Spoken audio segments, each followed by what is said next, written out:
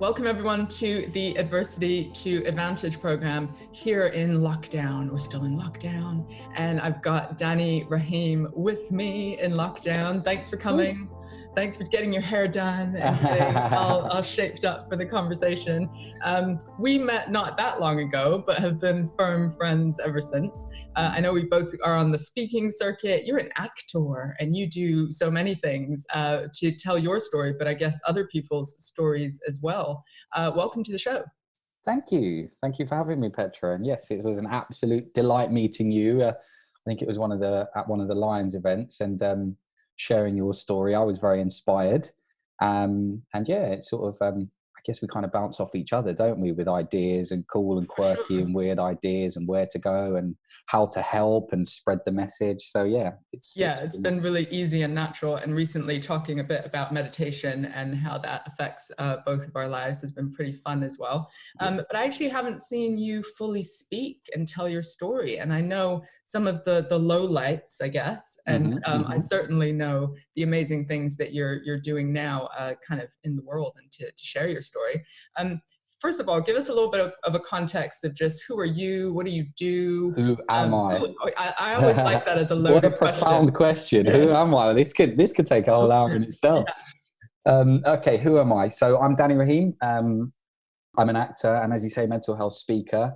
You may have seen me, or those watching may have seen me in shows such as EastEnders or Primeval or Citizen Khan or Vera, DCI Banks, a lot of kind of sort of ITV cop drama stuff. And essentially mental health has always been sort of in my family from when I was younger. I'm sure we'll go onto it a little bit more later, but when I was 13, my mum got particularly ill, and I sort of became her carer for a number of years.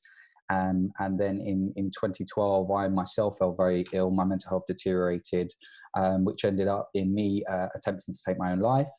And post that was kind of recovery, rehabilitation, whatever we want to call it, learning, I sort of say.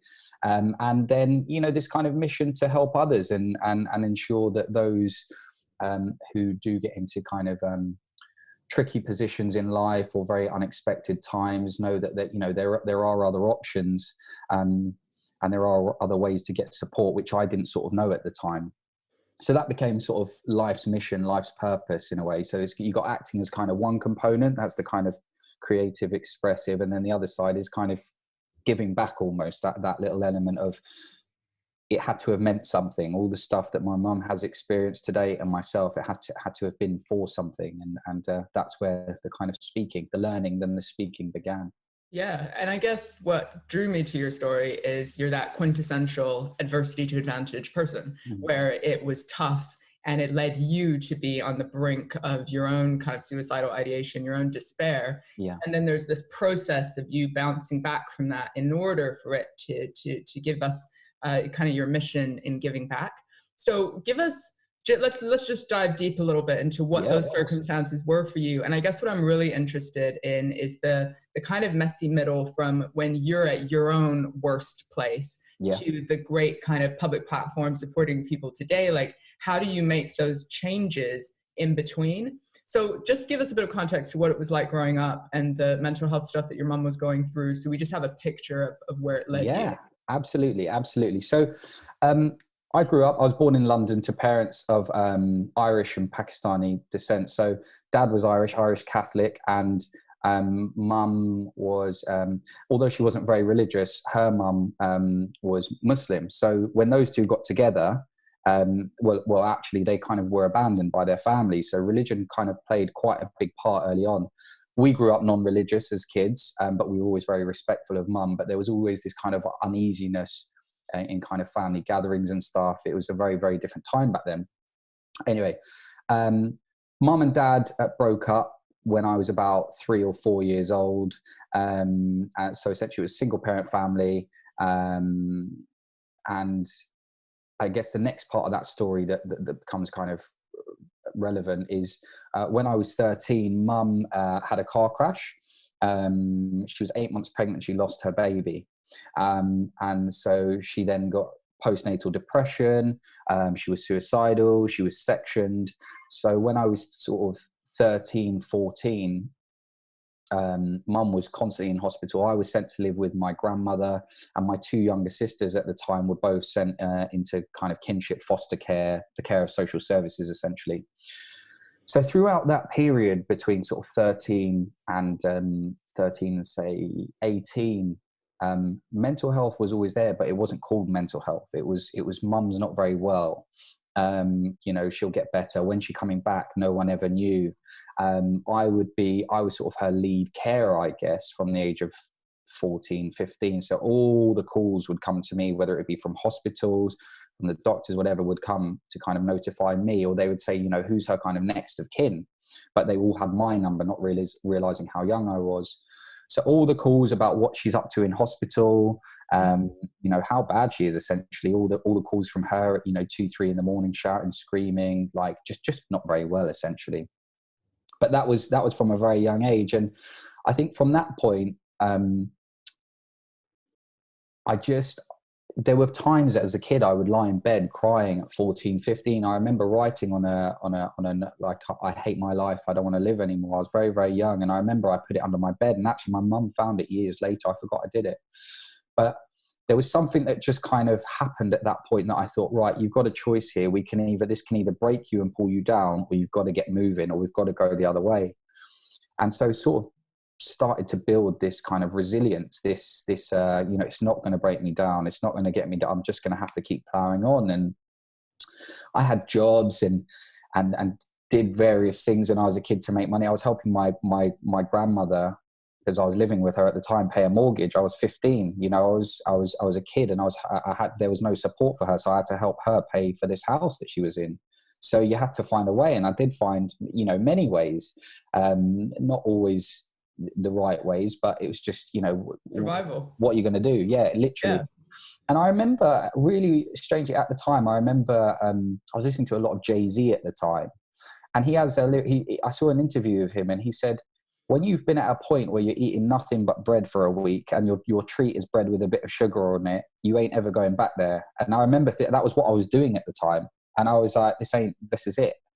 And you know, I was also, as well as providing for my grand's mortgage, or all the repayments she had, I was then supporting my two sisters whenever they had a school trip. I was like, they shouldn't be left out. They shouldn't not be able to go. It's not their fault. You know, they were Sky's 10 years younger, Paige's 20 years younger. So, no, actually 15 years younger. So I was like, why should these kids be disadvantaged? Why should You're still seeing them and having some sort of relationship? Yeah. Paige, the youngest, was very young, but Sky, I would still check in. We had each other's number, but she was taken off into care. So it wasn't like she was isolated, but she had a different family she was supposed to live with. She was in a particular house, and but the communication was still there. And, you know, bless her, she had her own issues, but she's absolutely nailing it as well. So, you know, fair play to her. I have a lot of respect for her.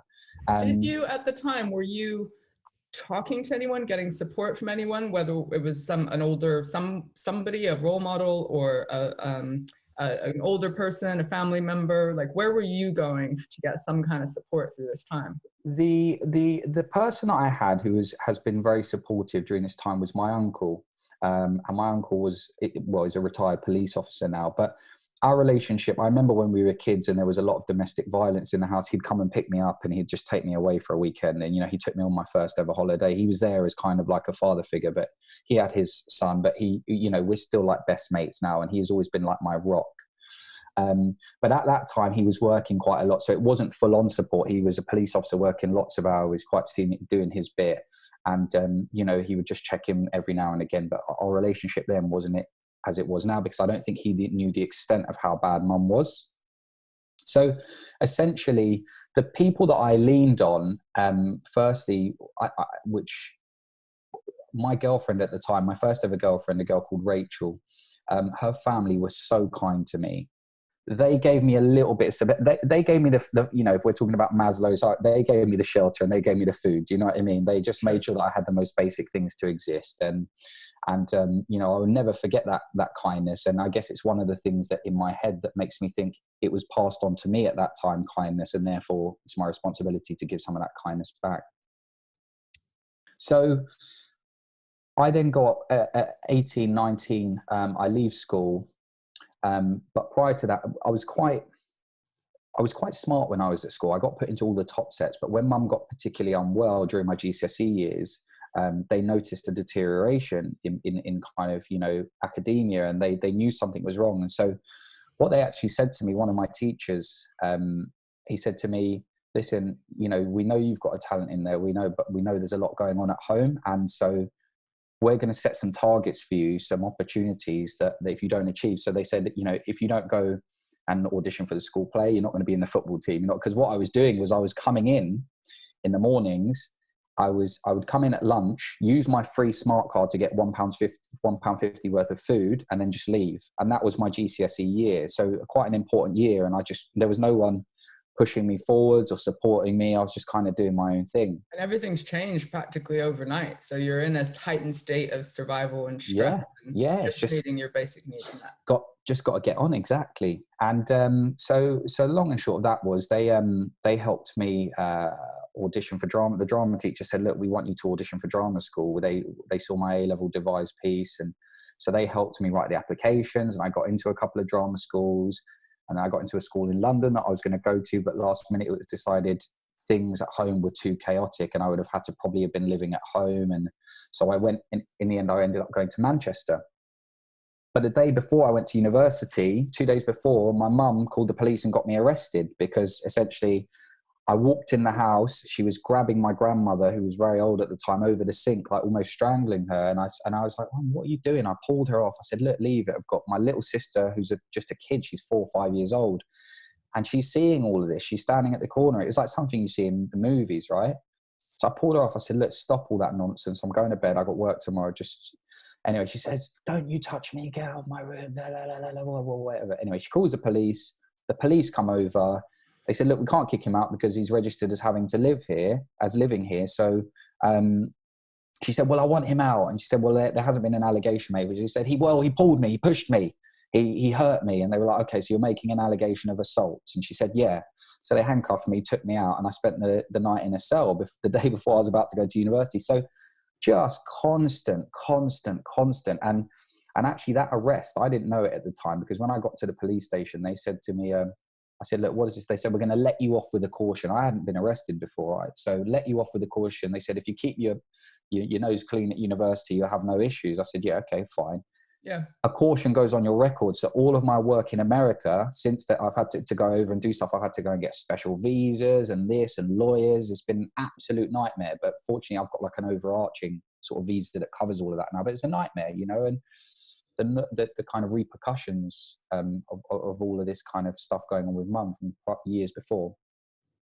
So anyway, that happened. I went to university. We're still getting the calls. She was still financially dependent on me, but I could manage the finances. Transferring some money was the least of my worries. It was more the mental and emotional sort of abuse that was sort of happening on a weekly basis, being called up to, you're a useless son, you've never done anything for anyone but yourself, all this stuff, And all you're doing really is having to grow up before your time, trying to give out money, look after siblings, do everything. And I imagine your dad's not in the picture. Yeah, no, he wasn't in the picture. Yeah, and so you're stepping up, but then you're hearing you're useless and that whole sort of thing. Yeah. Yeah. And it's only in the last year or so, which we'll come on to, which I've sort of become aware of that. I don't begrudge mum at all, because I know that she's not well, and but it was a level of emotional abuse that I didn't even realize what that term was at the time. But the impact it then has later on in life in relationships and stuff, it's all sort of coming out now, right? So I go to university, I have all of that stuff going on, but I'm just cracking on, just getting on with it. I've got a community, I've got friends, and I'm just trying to kind of distract myself. Graduate from drama school.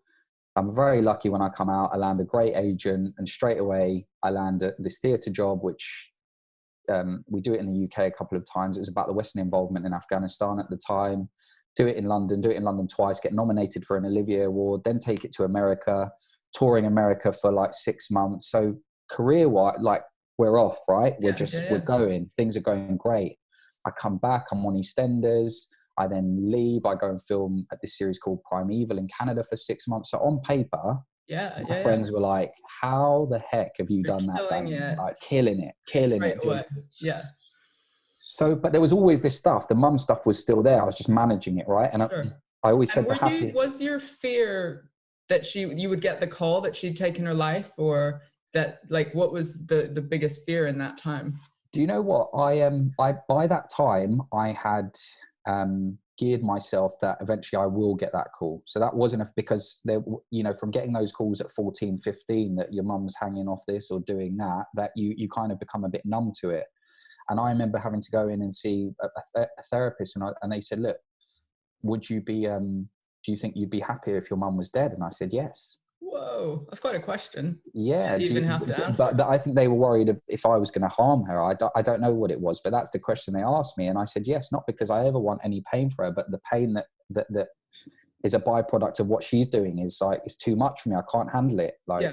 And she was obviously in pain as well. Yeah, totally. But it was grinding me down, and I was being strong and just cracking on and doing my stuff. And, there wasn't all this conversation about sort of therapy and mental health and what is health and well-being and all this stuff that we're talking about now. There's none of it. It's just, your mum's not very well. Like, you'll be all right, mate. Keep going. Like, come on, you'll get through it. Don't worry. Like, well, it's all that stuff. And but it was obviously building up in your body, in your mind, to lead you to a point of being in total despair yourself.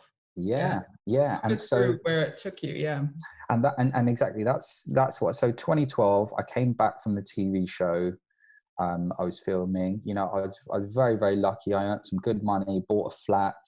What was I at the time? 24, maybe 20, like a young kid still, and just bought his own flat. Just finished off this show, done that, done this. Life was great, but I had been neglecting the kind of processing that needed to happen. So I get back. My dad has recently passed away, which I didn't know him particularly well. But I went to the funeral with my mum and saw all my grandparents who were on his side that I was very close to, and they were all very upset, and just kind of began this thing of like, I'll never ever get to know this man. I'll never ever get to have a conversation or hear his voice or know his thoughts or anything. So that was then one thing. Then, as a result of him passing away, mum got particularly unwell again, and took an overdose and was on life support. So that happened very, very quickly. Then I was riding on my little Vespa on the way to work, and the Vespa slipped and I fell off and broke my foot. So then I had physical trauma as well, as he met all this stuff. So then that then meant that I couldn't do this job that I was supposed to be doing for the BBC. And then just to top it off, I must have been in a terrible mood, and I was just closing myself off, and I ended up breaking up with my girlfriend at the time. So it was like every single time it was like bang, bang, bang. It was like, come on, like how much more can one person take? And and subsequently, cast comes off. I go for a night out with my friends, drinking a lot, which I shouldn't have been. And at the end of it, my friend gets a message on his phone saying, hey, I know you're out with Danny tonight. Please don't tell him I'm dating other people. I don't want him to be upset. But I saw that pop up on the phone, and my heart just went. And at that point, I just went, I can't take this anymore. It's got to end. And so I walked out and, walked down this kind of little side street, walked up and tried to jump off this building, and, and then, just all of that journey sort of began, really. And the rehabilitation essentially kind of came after that. So essentially all of these, and it's interesting, isn't it? The 3 to 5 kind of terribly unlucky things that happen in quick succession. Yeah. We could say that from 14, there were things that were terrible that were occurring and building up over time, but suddenly it all comes to a head, right? And it leads you to this stark decision where you're just like, I need a way out. And you try and take it, it sounds like. And you then have to wake up, I guess. Like, what was that bit like? So it was a really interesting experience. I ended up, in front of this taxi driver's car on the floor, and he got out and he's like, "Are you okay?" And I was just shaking. It was just all a bit of a mess. And then the ambulance came and took me to hospital, and then my uncle, I think someone called him. Then he flew down to the hospital, and he just said, he looked at me and I was just wiped. I was in this chair in this hospital, and I knew straight away. I was like, why have I done this? The kind of, what's going to happen now is going to be even worse. I'm going to feel worse. You idiot, Danny. Why did you do that?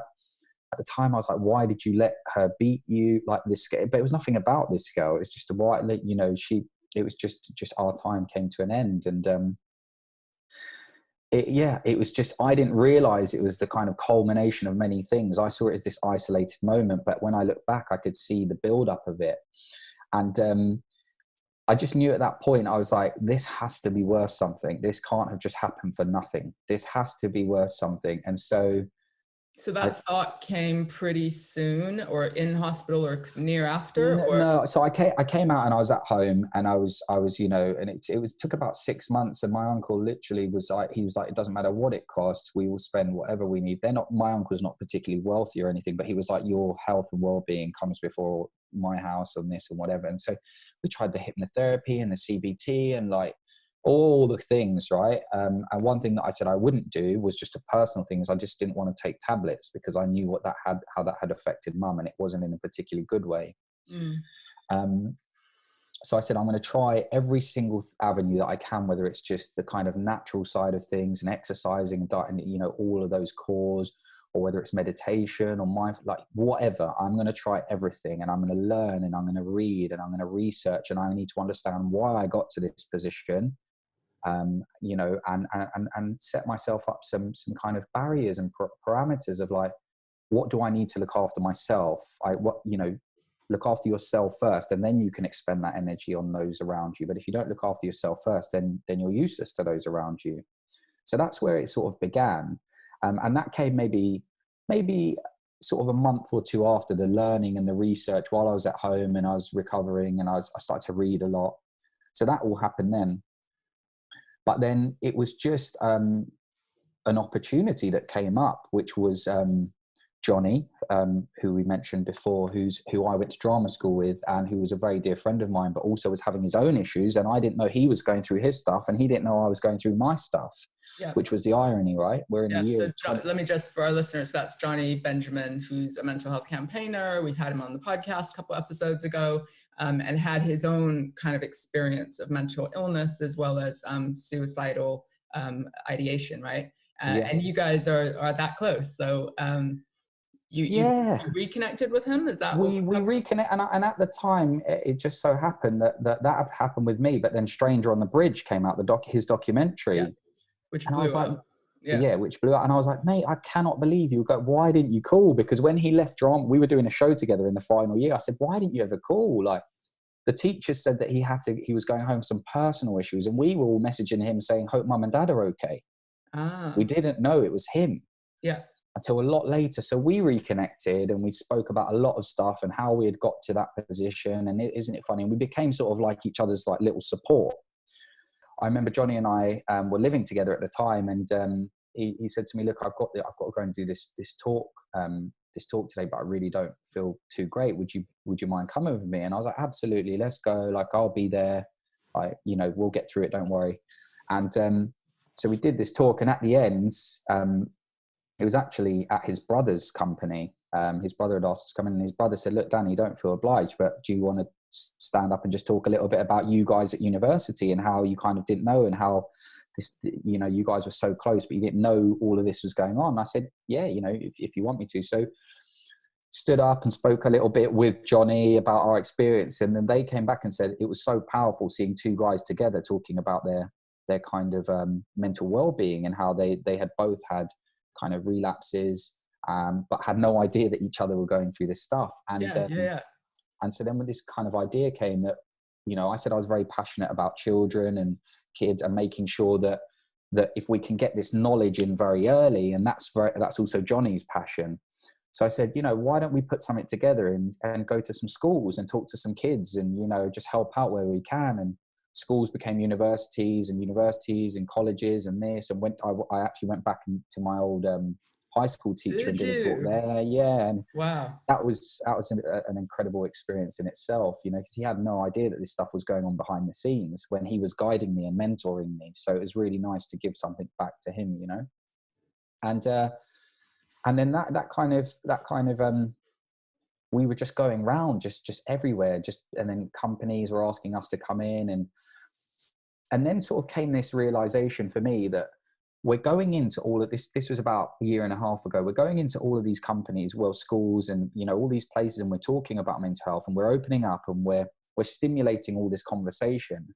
But then we sort of leave, and we never talk about it again. And there's no kind of like through line with this, and it seems like a bit of a disservice for everyone involved, really. So I then took some more courses, and I was like, do you know what? I want to kind of deliver some kind of like ongoing program that integrates with companies, or whatever, some kind of like half-day training. This was like 18 months ago. I had never done it before, but I was like, the idea was that we would go into my initial idea was to go into schools and do workshops with kids, because I was like, if you're standing there and you're just doing kind of PowerPoint presentations, people get bored. But if they're engaged, then they remember it more. And so I did a couple of days at a friend's school, just trying stuff out with kids, like, and getting them to talk and do active listening, and what does that look like, and move.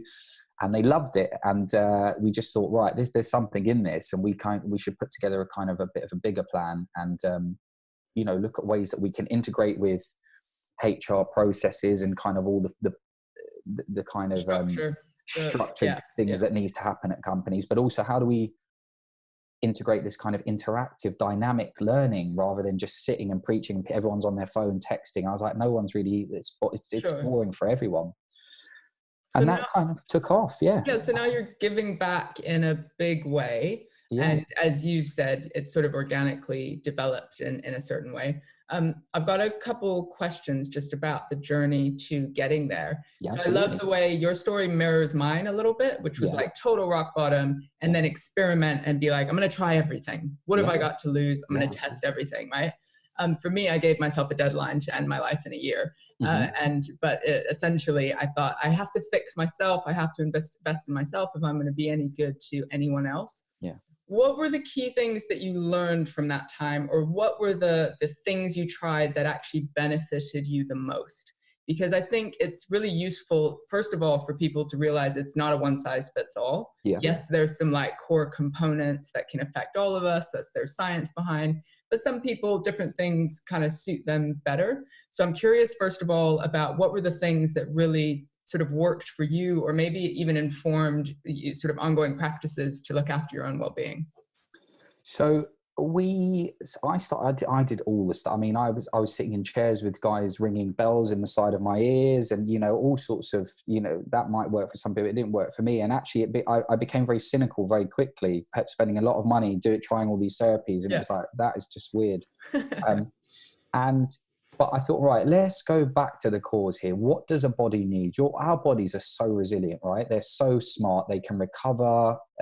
What are the things that it needs? It needs some sunlight. It's like, I remember seeing a plant, and I said, what does a plant need? It needs sunlight. It needs attention. So attention for me was communication, connectivity. Yeah. It needs sunlight and water. So, and that's it. Like, what are the basic things? So I then said, right, the beginning of my journey is going to be the seed of growth.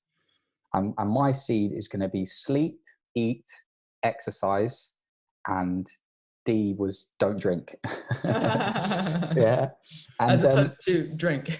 Drink. Yeah, well, I put drink in there, and then everyone was looking at it like, what does this drink bit mean? And I was like, nah, okay, let's go. This is don't drink, or drink. It had like a do not do it sign. Sure. But yeah, that was my seed. That was my beginning. It was like, okay, I know that on days that I don't feel great, one or all of these are neglected. And if I'm not feeling great, it's my responsibility to be respecting these things that I know make me feel better.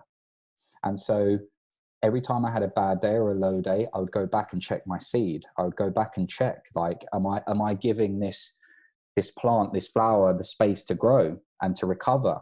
And the basic nurturing, just like baseline. Yeah, and then once that's in, you can sort of add in whatever people add to plants. Yes. And so the basics were there, and the exercise was in, and also the learning was going alongside this, reading, trying different things, but trying different things for myself rather than things that were kind of like like, nice suggestions from friends. And then I would explore them myself rather than saying, do this, go here, do that, do that. There had to be a level of autonomy in there for me to find it.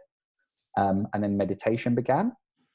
I think we were actually, didn't we start off on this meditate? Didn't I suggest this meditation thing way back? We were in a little group, weren't we? Yeah. So then the meditation, a lot of mindfulness, and I think what it's kind of moved into now is spirituality. But I don't say that in a kind of religious term. I say that in a term of kind of self-realization, self-exploration, Self-awareness, self-awareness, self-understanding, and like accountability. So that means looking at the tough stuff as well, where yeah, you're not 100%. taking responsibility, right?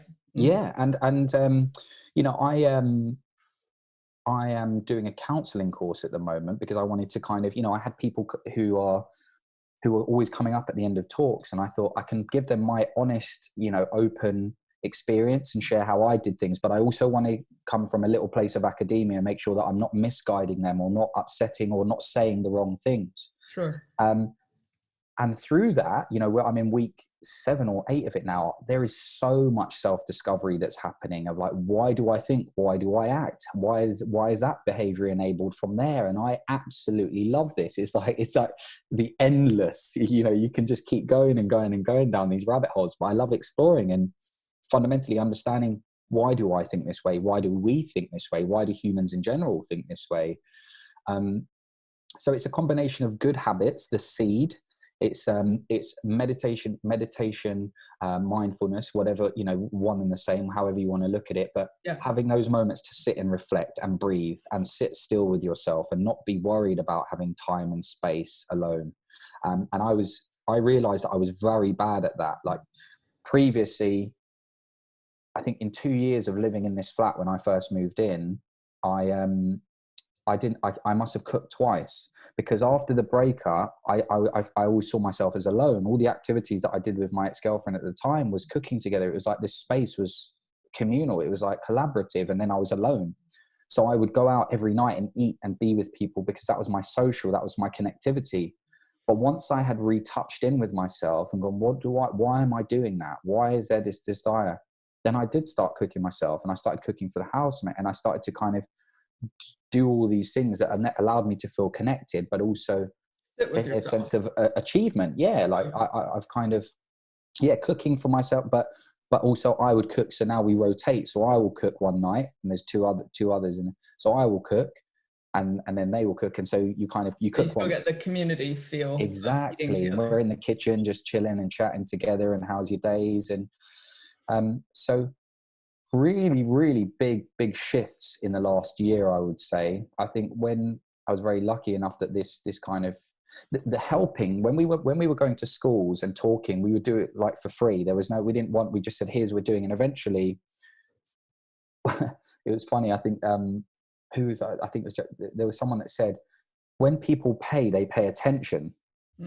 So we would go out and we'd be doing all these talks, and people were messing us around. And like, you know, Johnny's not so much me, but Johnny is like, you know, he's a name, he's a name, and he's doing stuff in this thing. And they'd be like, hey, could you just make it 3:30 instead of 4? And it's like, but actually, as soon as you know, a monetary value was put on it, then people were like, oh, thank you so much for coming in. Like, we're so great.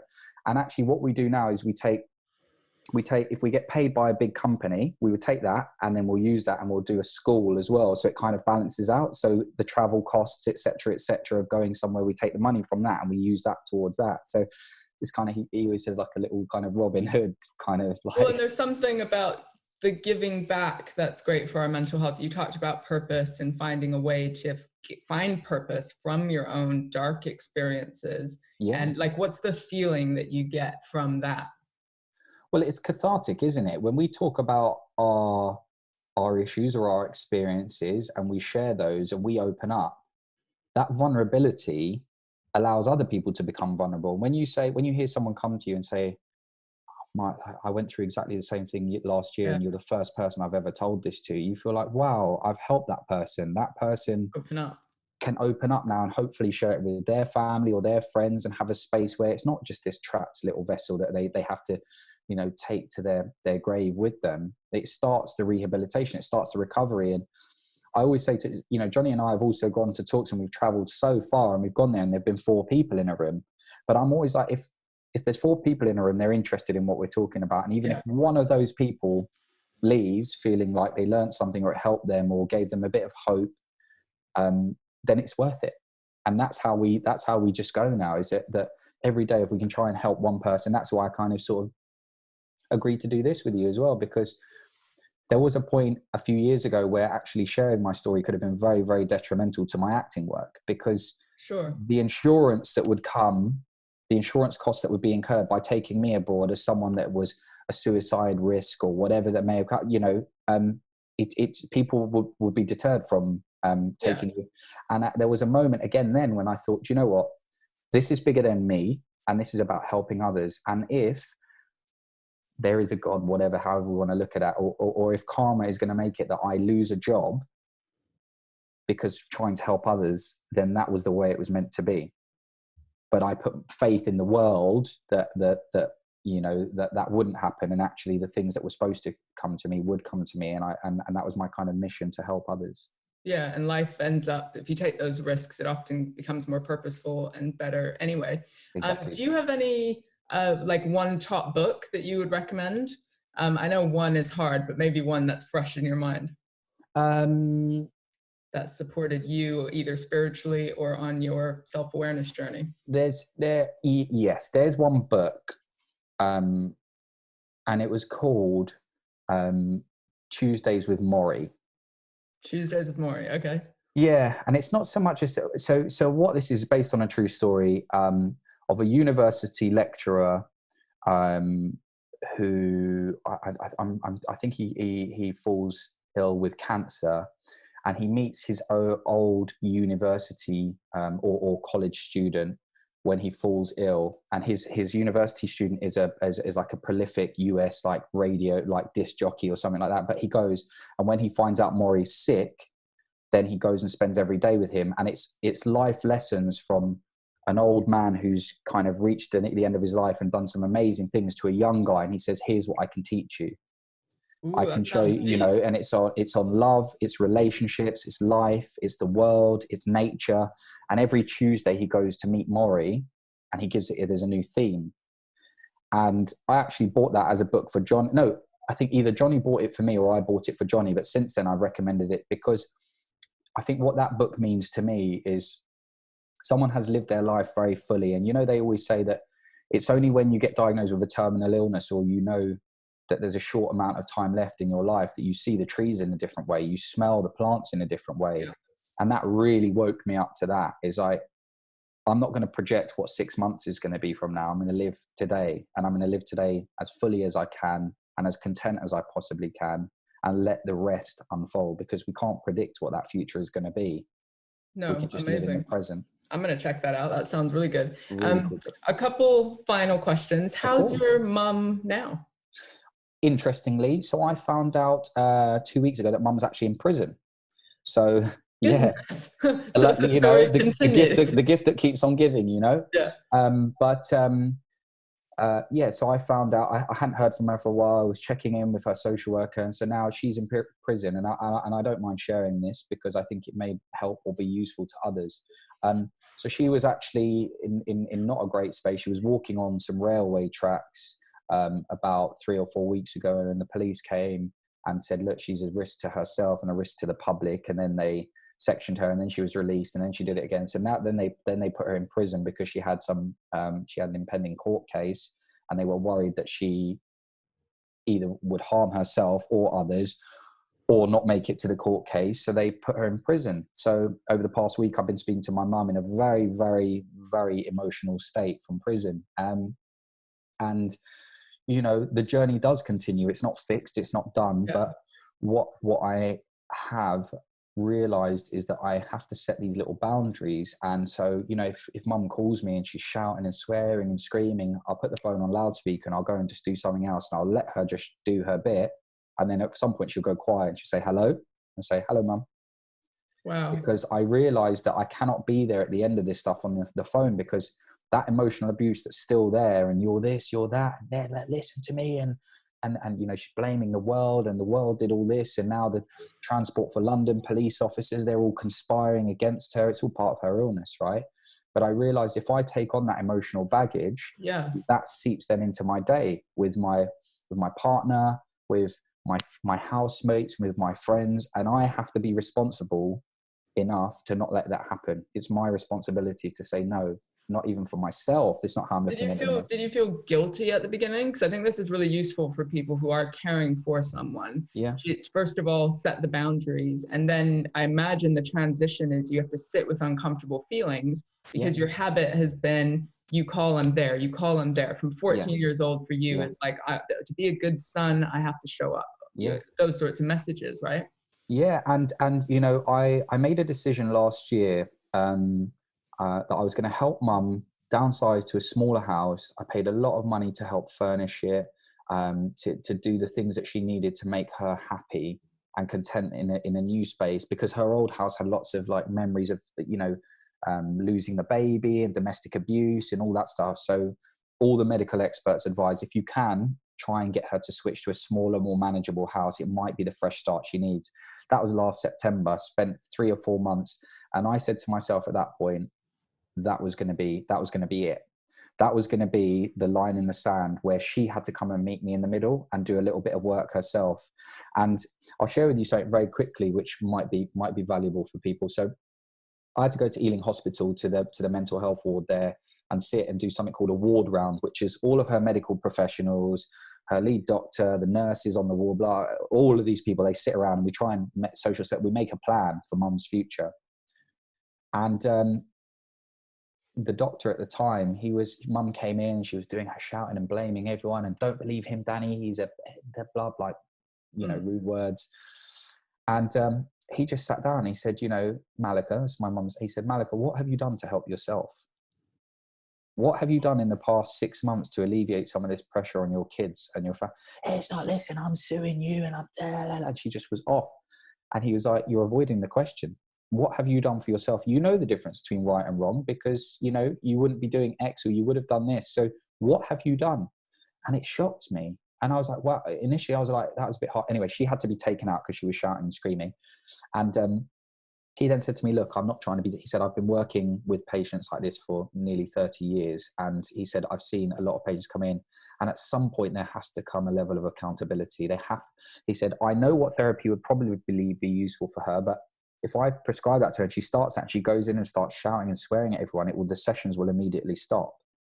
So it's no point me putting her up for that at the moment. She has to come to the middle and say, I want this. Yeah. And that really shifted things for me. And so now when I speak to her, I have very kind of adult conversations. I say, Mum, that's got nothing to do with me. Just very matter of fact, Mum, that's got nothing to do. It doesn't matter if you've got this boyfriend living in your house that you got him to move in and he's stolen something off it. I said, that's not my issue. That's not nothing to do with me. Wow. And I've done as much as I possibly can. That's huge. Yeah. Being able to hold that boundary.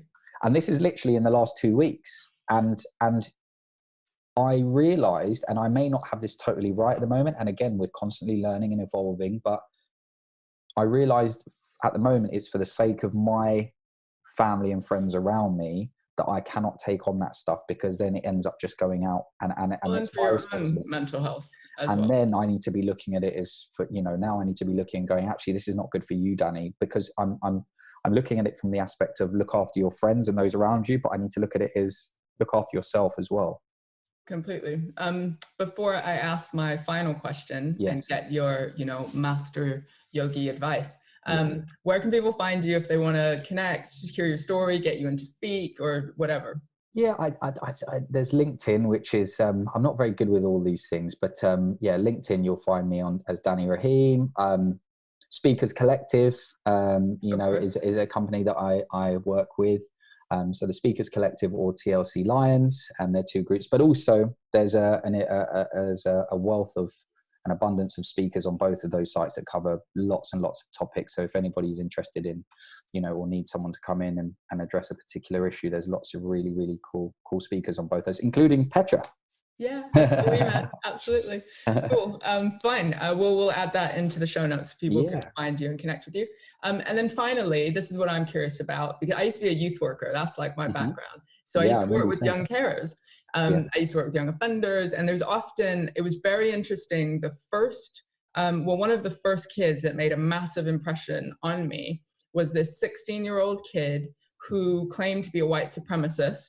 Okay. And you can imagine the narrative of sort of hate and difference that was coming out of his mouth. And I had the privilege of meeting with him once a week for a year, as he decided on college or the next steps. And the reality was that his mom was at home, and he was the only child of a mom with a heart condition. And he was ruled by fear in a way, and this need to be the adult in the situation with his mom. And he would hustle and do little, jobs on the side to make money. And he was the most inventive, resourceful kid that I knew. But essentially, that was my first window into the life of a young carer who, on the one hand, had to project this image of himself to stay strong so that he wouldn't crumble underneath the actual experience that was his life. So my question to you, what advice would you give to your 14-year-old self, or a kid who's in a similar situation of needing to be the adult and deal with so many things at one time? What can they do? What respect would you show them? What skills, what knowledge? I don't know. What advice would you give? Yeah, just before that, just a small thing to know. Isn't it so interesting? We see people on face as one thing, but we ask the question why are they like that, and how that evolution occurs. And it's so nice when you realize that a person just isn't what they seem on the face, and actually there are reasons, and you help them make those discoveries for themselves. I mean, that is one of the main reasons I do this as well. Why is that individualized? What advice would I give to my 14-year-old self? You're doing great. Life will always throw twists and turns your way. That is just life, and that will happen for any human being. But it's our matter of perspective and how we deal with those that's important. How do we see that particular situation, and how do we deal with it? And also, I guess that would be, is a glass half full or half empty, but also to look after yourself, to make sure that you're allocating time for yourself. Like, what are my needs? And to take that time to sit and reflect, what do I need? How is this making me feel? Because I don't even think I knew even heard of meditation and things back there. And I'm not encouraging everyone to go and start meditating. But for me, meditation, mindfulness is just sitting in a nice, relaxed space and allowing yourself to think and just address it. What are those thoughts? Why am I thinking that? Why do I feel sad? And just asking yourself those questions and essentially connecting with yourself.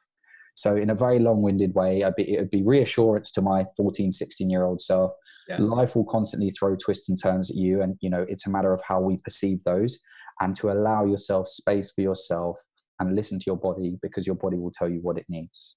It really will. So profound. Danny, thank you so much. What a beautiful sort of window into a journey from the worst adversity that is still showing up in your life. And I think it's really important for people to know that it isn't often the hero's journey that's just perfect and tough and then beautiful. It's like, no, you learn to live with things in a different way and invest in yourself and build your resilience so that you can cope with the difficulties that are there. They don't just magically disappear. Danny, thank you so much for your time. We really appreciate it. Thank you very much, Petra. Have a lovely day.